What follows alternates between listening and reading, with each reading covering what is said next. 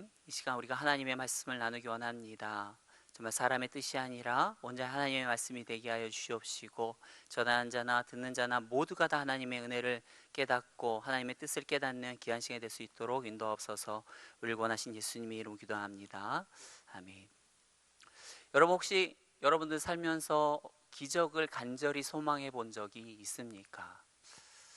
그런데 우리가 기적이라고 하는 것은요, 근데 우연하게 일어나는 것은 아닙니다. 하나님께서 기적을 베푸실 때를 보면 반드시 그 기적을 베풀 수밖에 없는 특별한 원인이 있는 것들을 보게 됩니다. 저는요, 그 원인을 한 세 가지 정도로 살펴보는데요. 첫 번째는 문제이고, 두 번째는 고통, 세 번째는 부족함입니다. 성경에 나와 있는 모든 기적은요, 바로 이 문제로부터 시작한 것을 볼 수가 있습니다. 문제 없이는요, 기적도 없어요. 예를 들어서 홍해 바다가 갈라진 것은 어떠한 이유로 갈라졌습니까? 이스라엘 백성 앞에 홍해 바다라고 하는 문제가 있었기 때문입니다. 마라의 쓴물 사건도 보면 쓴물이 단물이 된 것도 보면 마라의 쓴물이 있었기 때문인 거죠. 또 나아만 장군이 문두병에서 고침을 받는 기적도 보면 나아만에게 문두병이라고 하는 문제가 있었고요. 가나안 혼인잔치에서도 보면 어때요? 그들에게 이 포도주가 떨어진 그 원인이 있었기 때문에 물이 포도주가 되는 기적을 경험한 것을 우리가 보게 됩니다. 이처럼 성경에 나와 있는 모든 기적은요, 문제 때문에 일어난 것임을 우리는 알 수가 있습니다. 저와 여러분들이 이 시간 오늘 본문을 통해서 두 가지의 기적을 살펴보게 될 것입니다. 우리가 두 가지의 기적을 살펴보면서 우리가 얻기 원하는 것은 무엇인가 하면 바로 문제를 보는 시각 자체가 바뀌어지기 원합니다. 바로 어떠한 시각의 변화인가 하면 바로 이 문제를 사람의 시선으로 보는 것이 아니라 하나님의 시선과 안목으로서 내게 처해져 있는 문제와 고통과 어려움을 살펴볼 수 있는 그 안목을 말하는 것입니다. 우리가요, 만약 하나님의 안목으로 우리에게 처해져 있는 문제를, 어떤 고통을 볼 수만 있다고 한다면 이 문제가 우리에게 더 이상 어떤 인생의 적이 아니고 오히려 이 문제가 우리와 가까이 할 친구이고 우리에게 축복이 되는 은총의 도구가 될 수 있는 것들을 우리가 볼 수가 있는 것입니다. 이처럼 그 문제가 적이 아니라면 얼마든지 가까이 할 수 있는 것이겠죠. 저와 여러분들이 오늘 말씀을 통해서 모든 문제와 고통을 하나님의 안목으로 볼 수 있는 안목이 갖게 되기를 축원합니다. 여러분, 지난 시간 우리가 살펴보면요, 지난 시간에 보면 혜성처럼 등장한 이 엘리야가 아합에게 비가 오지 않을 것이라고 그 재앙을 선포하죠. 그리고 그 아합 왕을 피해서 그리시네가에서 피신하자 하나님께서 어떻게 합니까? 까마귀를 통해서 그를 먹이셨던 것들을 우리가 보게 됩니다. 이처럼 이 엘리야가 지냈던 그리시네가는요, 이 엘리야가 지내기에 너무나도 적합한 곳이었죠. 그러나 이 엘리야가 이 아합 왕에게 선포했던 이 가뭄이 계속 지속이 되면서 그 그리시네가도 시냇물이 말라버립니다.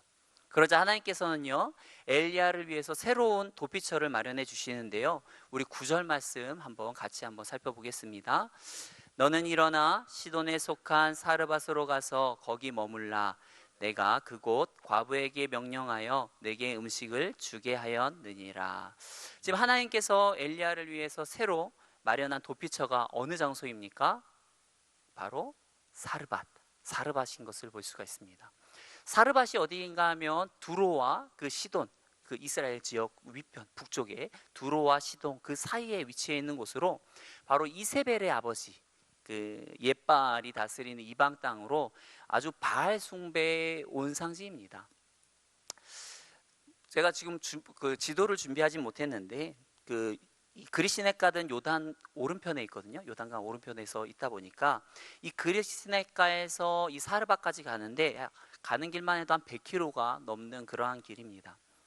당시 어떤 제대로 된 길도 없고 또 길이 있어도 또 이제 사람들이 왕래하는 그 길에는요, 지금 아합 왕이 지금 엘리야를 잡겠다고 군사를 깔아놓은 상황이기 때문에 엘리야가 그렇게 쉽게 그 큰 길로 막 가지를 못하는 상황입니다.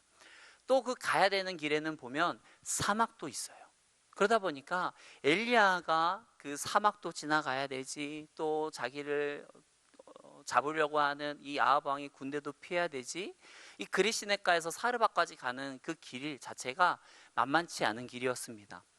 또한 심지어 엘리야가 그 사르밧에 도착한다고 해도요, 엘리야가 그곳에서 편안히 있을 수 있다는 그 어떤 확정이나 믿음, 어떤 이런 게 확신 이런 게 있을 수가 없습니다.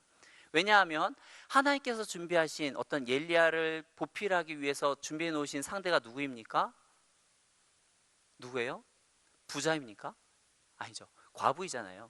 그 당시에 과부는요, 고아, 뭐 과부, 그냥 한마디로 말하면 거지라고 생각하면 될 정도로 그 당시에 굉장히 어려운 부류입니다. 여기서 그 오늘 단적인 예로 오늘 보면 10절에 보시면 이 엘리야가 사르밧 과부를 처음 보았을 때 이 과부가 어떠한 행동을 하고 있어요? 나뭇가지를 줍고 있죠. 이 나뭇가지를 줍고 있는 모습만 보아도 이 사람의 처지가 굉장히 어려운 거구나라는 것들을 우리가 알 수 있어요. 왜냐하면 돈이 많다라고 하면 자기가 안 죽고요, 땔감이라나 모든 것들은 그냥 돈 주고 사면 되기 때문이죠. 아무튼 이렇게 어려운 이 과부의 집에 하나님께서 보내시는데요. 왜 하나님께서는 엘리야를, 그것도 이스라엘도 아니고 이방인의 과부가 있는 사르밧에게로 보냈을까? 이것은요, 첫 번째로 이스라엘이 그 당시 얼마나 타락하고 부패하였는지를 우리가 알 수 있는 장면입니다. 왜냐하면 예수님께서도 보면 제자에게 냉수 한 그릇 대접하는 것이 하늘에 상급이 있다고 하지 않았습니까? 그러면 이 엘리야를 몇 년간 대접하고 공개하는 일이면 얼마나 귀하고 상급이 큰 일이겠어요. 그런데 그런 일을 지금 이스라엘이 아니고 어떤 이방 여인에게 시켰다라는 것은 그만큼 이스라엘이 그것들을 할 만한, 어떤 감당할 만한 어떠한 신앙이 없었다라는 것을 우리가 알 수가 있습니다. 또한 두 번째로 하나님께서 엘리야를 사르밧으로 보낸 이유는 그 하나님의 구원이요, 이스라엘에게만 적용되는 것이 아니라 민족을 초월하여서 전 세계의 모든 사람들이 다 하나님의 백성인 것을 나타내는 것이죠. 이것은 뭐 또 다른 성경에서도 보면 기생 라합이라든지 사마리아 여인을 구원하는 것을 통해서도 나타납니다.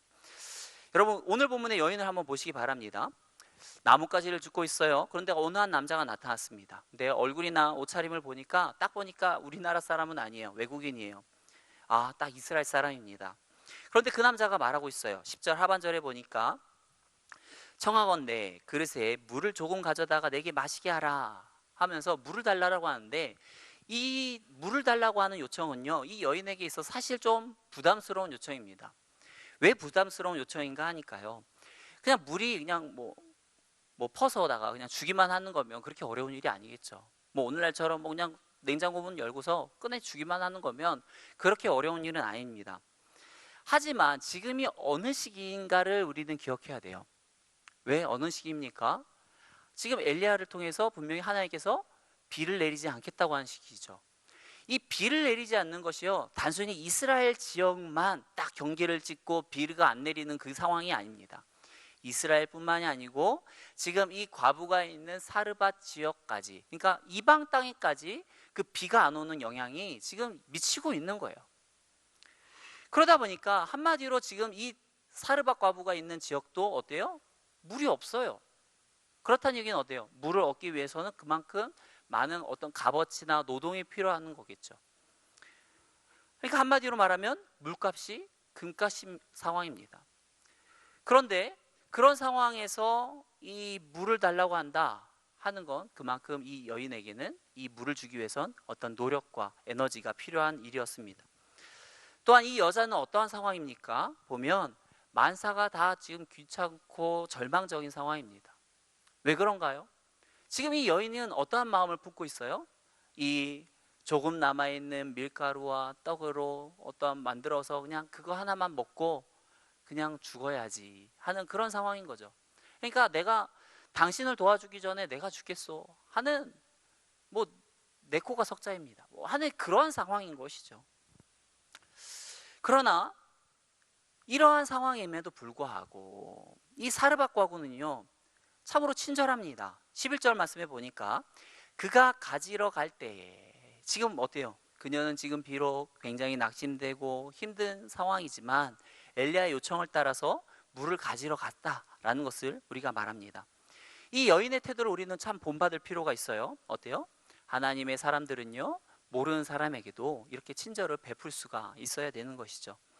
그런데 이처럼 어떤 어려운 상황임에도 불구하고 엘리야에게 친절을 베푸는 이 여인에게 엘리야가 또 무슨 부탁을 합니까? 우리 11절 말씀 같이 한번 읽어보겠습니다.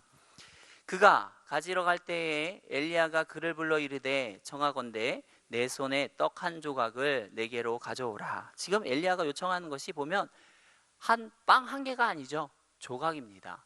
다른 번역으로 보면 부스러기. 그 정도로 미약한 어떠한 그 작은 것을 요청을 하는 것입니다. 그럼에도 불구하고 이 과부는 더욱 기가 막힌 대답을 하죠. 12절 말씀에 우리가 같이 한번 읽어보죠. 그가 이르되 당신의 하나님 여호와께서 살아계심을 두고 맹세하노니 나는 떡이 없고 다만 통의 가루 한 움큼과 병의 기름 조금뿐이라.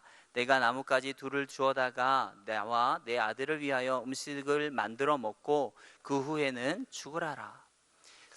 이처럼 어때요? 이 여인은요, 그냥 정말 조금 남아있는 그 부스러기 떡을 만들어서 먹고 죽으려고 하는 그 절망적인 상황 가운데 있죠. 그러니까 그런 상황을 들은 엘리야는 뭐라고 해야 합니까? 여러분이라고 하면 어떻게 하겠어요? 그러한 상황의 이야기를 들었어요. 그러면 그렇습니까? 그러면 그렇게 하세요.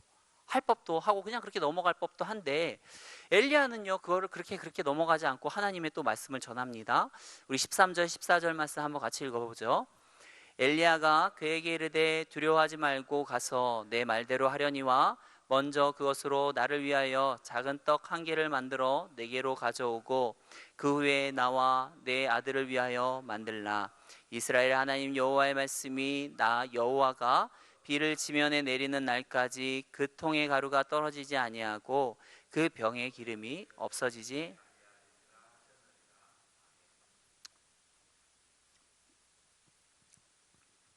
지금 한마디로 말하면 뭐예요? 알겠으니까 나를 위하여 지금 작은 떡 한 개 가져와 라고 지금 이야기하고 있는 것이죠.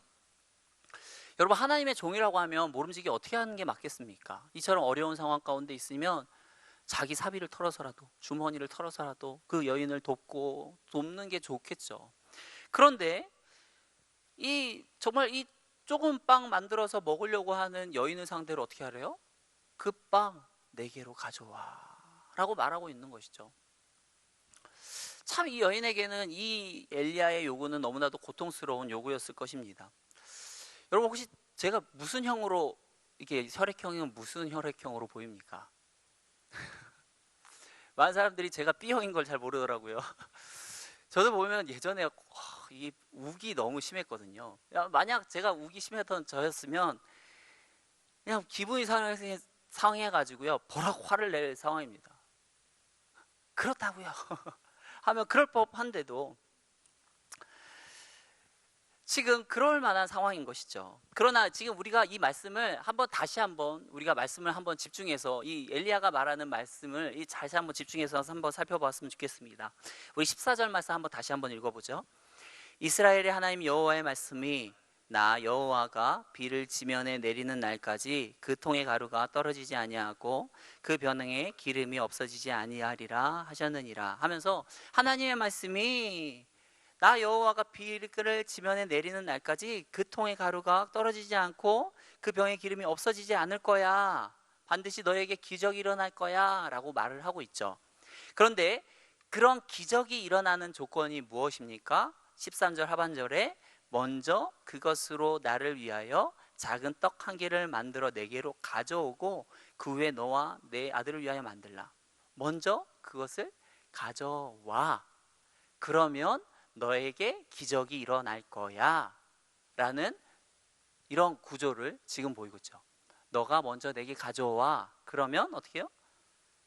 너에게 기적이 일어날 거야. 여러분, 이 말씀은요 우리가 너무나도 잘 아는 말씀의 구조와 유사합니다. 어떤 말씀과 유사한지 아시겠습니까?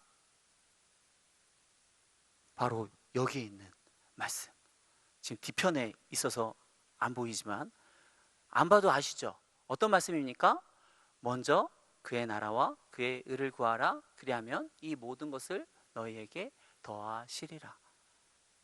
먼저 가져와. 그리하면 너에게 기적이 일어날 거야. 먼저 그의 나라와 그의 의를 구해. 그러면 이 모든 것을 너희에게 더하실 거야. 뭔 말인지 아시겠죠? 비슷한 구조인 겁니다. 과부는요, 얼마든지요, 에이, 무슨 말도 안 되는 사기꾼 같은 소리 하고 있어. 내가 너 같은 사기꾼 한두 번 본 줄 알아? 뭐 하면서 얼마든지 그의 요청을 거절할 수도 있었겠죠. 그렇지만 어떻게 합니까? 이 과부는요, 이 엘리야를 통해서 선포된 이 하나님의 말씀을 자기에게 주어져 있는 이 떡 한 조각, 자신의 전부보다 더 귀하게 여깁니다. 그래서 어떻게 해요? 이 엘리야가 전한 하나님의 말씀을 믿고요, 그 떡 한 조각을 누구에게 줘요? 엘리야에게 줍니다. 그랬더니 어떠한 일이 일어납니까? 정말 그 말씀대로 그 통의 가루가 닿지 않고 병의 기름이 떨어지지 않는 것들을 보게 됩니다. 여러분, 이것이요, 바로 성령님의 능력인 것이죠. 여러분, 성령의 그 하나님의 능력은요, 바로 이스라엘의 수많은 과부들에게 나타나지 아니하고 오직 이 이방인 과부에게만 나타났습니다. 그 이유가 무엇입니까? 이 이방인 과부였지만 이 여인은 하나님 말씀을 듣고서 순종했기 때문인 것이죠.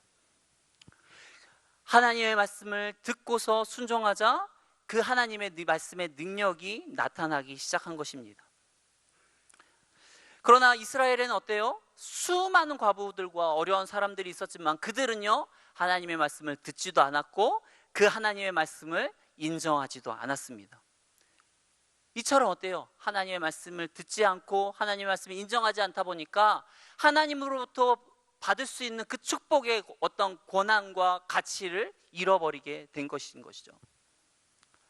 이처럼 우리가 어떠한 위기 가운데 있다 할지라도요, 우리가 하나님의 말씀을 붙드는 것이요, 우리의 생명줄을 붙드는 것과 같은 것입니다. 여러분, 오늘 본문에 보시면 이 여인에 대한 소개는 아무것도 없습니다. 이름이 무엇인지, 남편이 누구였는지, 뭐 얼마나 배웠는지 이런 건 전혀 관심 없어요. 오직 성경이 이 여인에게 관심을 갖는 것은 무엇입니까? 이 여인의 믿음입니다. 보잘것없는 여인이고, 그렇지만 이 여인이 어때요? 하나님 말씀을 신뢰하고 하나님 말씀을 듣고 그 말씀에 순종할 때 하나님의 어떤 축복을 누렸다라는 그 사실을 전한 것이죠. 우리도요, 누군가를 판단할 때 어떤 그 사람의 어떤 다른 모습을 보고 판단하는 것이 아니라 그 사람이 과연 하나님 말씀에 순종하는가 아니하는가, 그거를 판단하는 것이 우리가 바른 판단인 것인 줄 믿습니다. 사랑하는 성도 여러분, 우리가 하나님 말씀에 순종하지 않으면요, 우리는 결코 하나님의 어떤 능력을 체험할 수가 없습니다. 우리가 사르밧과부가 그냥 단순히 어떤 순종했더니 이러한 복을 받았다 아는 것 중요하지 않아요. 우리가 사르밧과부처럼 하나님의 말씀을 듣고 어떻게 해요? 할 때에야 이 말씀이 빛이 나고 너무나도 귀한 말씀이 되는 것이죠. 우리는 생각을 합니다. 왜 나에겐 기적이 안 일어나지? 왜 기적이 안 일어날까요? 순서가 바뀌어서 그렇죠. 순서가 바뀌어서 그렇습니다. 내가 먼저 쓰던 것들, 내가 하는 에너지 모든 것들을 나를 위해서 다 쓰고 나머지 것을 가지고 하나님께 쓰려고 하니까 안 되는 것이죠. 그 우선순위가 바뀌어야 되는 것입니다. 먼저 하나님 나라를 위해서 일하고 그 이후에 우리의 삶의 어떠한 기적을 바라보며 나아갈 때 하나님께서는 우리에게 기적을 베풀어 주시는 것입니다. 저와 여러분들이요, 이러한 어떠한 기적, 어떠한 우리가 일하는 순서를 바꾸기 원합니다. 나를 위해서 먼저 일하고 나머지 것들을 하나님께 드리는 것이 아니라 하나님을 위해서 먼저 일하시고 또 하나님의 축복을 누리시는 저와 여러분들의 삶이 되기를 축원합니다. 하나님께서는요, 이처럼 말씀을 믿고 또 작은 떡 한 개를 먼저 엘리야에게 드린 이 과부를요, 너무나도 사랑하셨습니다. 그래서요, 이 과부에게 더 큰 복 그리고 영원한 복을 주기로 작정하셨습니다. 이 하나님께서 이 여인에게 주고자 하는 더 큰 복, 영원한 복은 무엇이겠습니까? 바로 죄 용서함을 받고요, 하나님을 인격적으로 만나는 그 복입니다. 바로 떡만 먹는 그러한 복이 아니라요, 영원 구원을 받는 그 복인 것입니다. 사실 이 과부는요, 지금 매일 하나님의 공급을 이제 누리고 있습니다.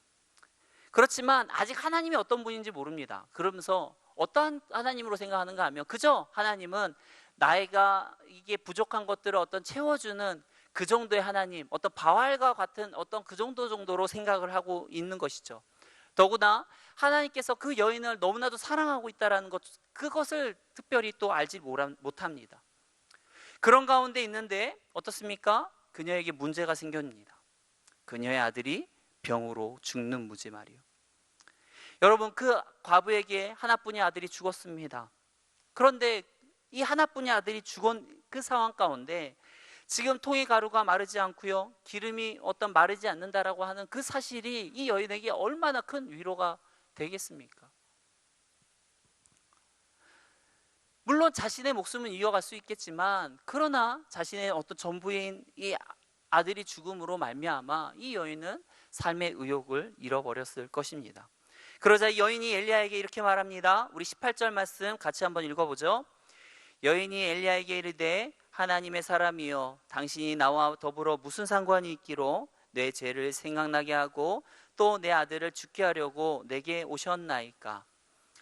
이 여인은 지금 뭐라고 말합니까?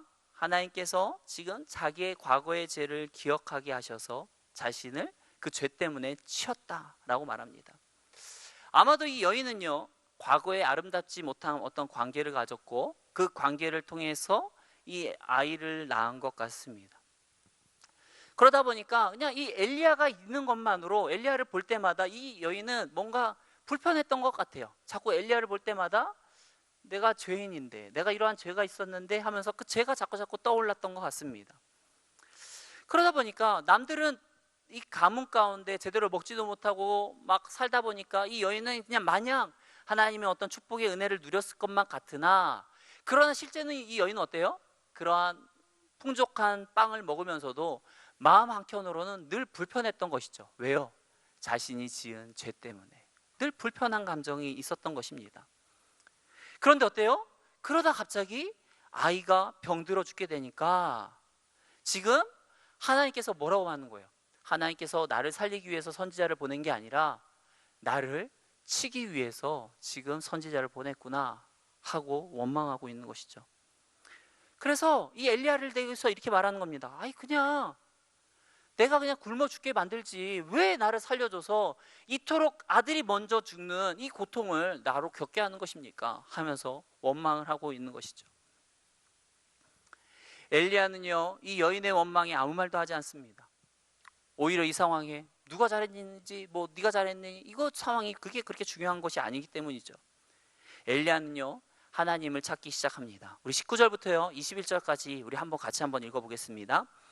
엘리야가 그에게 그의 아들을 달라 하여 그를 그 여인의 품에서 받아 안고 자기가 거처하는 다락에 올라가서 자기 침상에 누이고 여호와께 부르짖어 이르되 내 하나님 여호와여, 주께서 또 내가 우거하는 집 과부에게 재앙을 내리사 그 아들이 죽게 하셨나이까 하고 그 아이 위에 몸을 3번 펴서 엎드리고 여호와께 부르짖어 이르되 내 하나님 여호와여, 원하건대 이 아이의 혼으로 그의 몸에 들어오게 하옵소서 하니, 지금 비를 내리지 않게 말아달라고 막 모진 기도를 했던 엘리야가 이번에는 이 어린 아이를 살려달라고 하나님께 부르짖기 시작합니다. 그러면서 엘리야가 기도하면서 어떻게 합니까? 아이 위에 아이를 눕혀놓고 그 위에 올라가는 막 해서 막 몸을 맞추는 행위를 하고 있습니다. 이것이 어떤 정확한 어떤 의미는 알 수가 없으나 아마 이 엘리야가 이 아이를 살리고자 하는 어떤 간절한 어떤 의미가 담겨 있는 것 같습니다. 마치 자기의 생명을 이 어린 아이에게 나눠 주기라도 하는 듯이 간절하게 이 아이의 몸 위에 한 3번 정도 엎드린 후에 하나님께 이 아이를 다시 살려달라고 기도하고 있습니다. 그러자 어떤 일이 일어납니까? 우리 22절 말씀 같이 한번 읽겠습니다. 여호와께서 엘리야의 소리를 들으심으로 그 아이의 혼이 몸으로 돌아오고 살아난지라.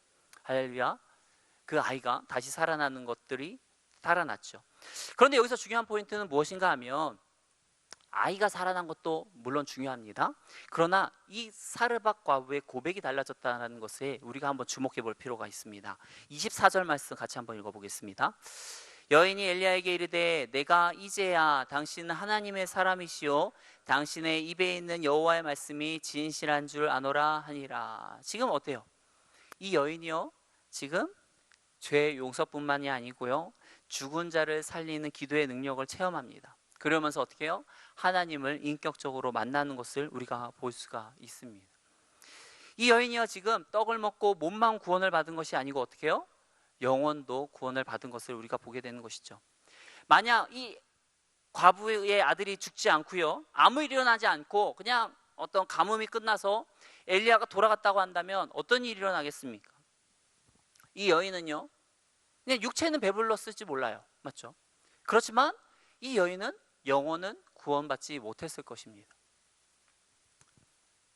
그러나 하나님께서는 어때요? 이 과부를요 너무나도 사랑해서요 이 과부에게 그냥 뭐 어떤 먹는 축복만 주는 것이 아니라 그를요 어떻게 해요?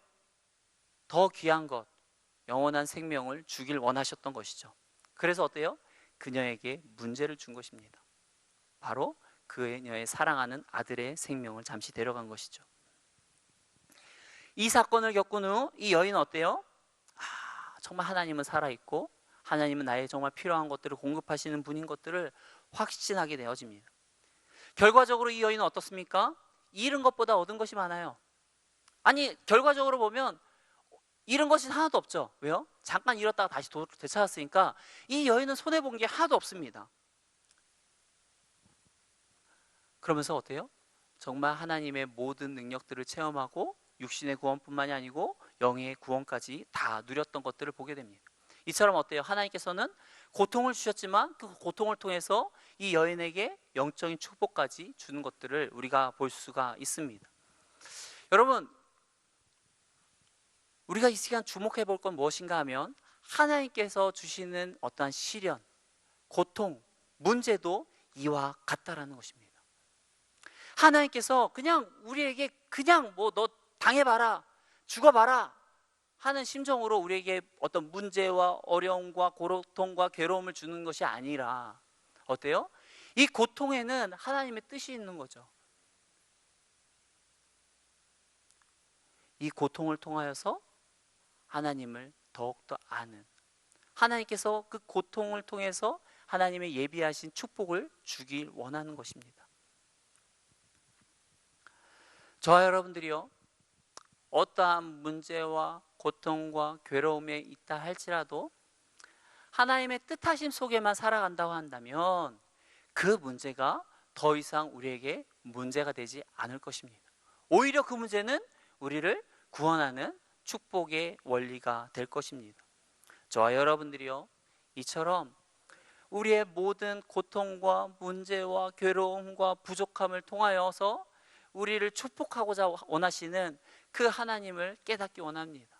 그래서 이 모든 어떤 고통과 문제를 그냥 단순히 어떤 우리를 너무 힘들게 하는 괴로움과 어떤 십자가로만 바라보는 것이 아니라 정말 우리를 구원하고자 하는, 우리를 축복하고자 하는 그 하나님의 시선 가운데서 우리가 그 문제들을 살펴볼 수 있는 귀한 안목을 갖게 되기를 축원합니다. 말씀을 맺겠습니다. 이스라엘에는 수많은 과부가 있었습니다. 하지만 어때요? 이 시돈에 사는 이 사르밧 과부에게만 육체적 구원과 죄 용서와 영혼 구원의 큰 은혜가 있었습니다. 오늘 이 시간 우리에게도 이런 귀한 축복과 어떤 체험이 있기를 원합니다.